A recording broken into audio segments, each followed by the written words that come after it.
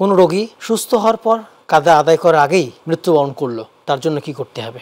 কোনো রমজান পরিত্যাগকারী, মানে রমজান পরিত্যাগ করেছে, রাখতে পারেনি, তার উপরে কাজা আছে, কিন্তু সেই কাজাটা আদায় করার পূর্বে মরে গেল।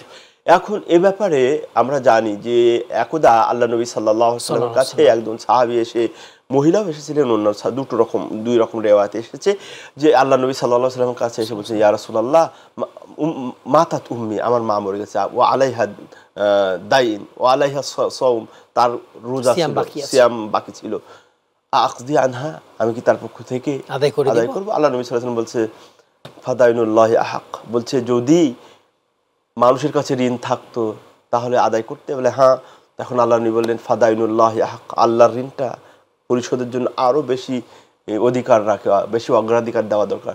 তো এখান থেকে বোঝা যাচ্ছে যদি ওই ব্যক্তি উপরে এটা ফরজ ছিল, আদায় করতে পারেন না, তাহলে তার যারা ওয়ারিস আছেন, ওয়ারিস আছেন, তারা তার পক্ষ থেকে আদায় করে দিবেন। এটা হচ্ছে, আরো হাদিস আছে, এখানে স্বল্প সময়ের ভিতরে বললাম না। এখান থেকে বোঝা যাচ্ছে তার ওয়ারিস যারা আছেন তাদের পক্ষ থেকে পূরণ করে দিবেন, সিয়ামটা পূরণ করে দিবেন। এটা হলো, যদি তারা না করেন তাহলে তার পক্ষ থেকে দান সদকা অবশ্যই করতে হবে কাফারা হিসেবে।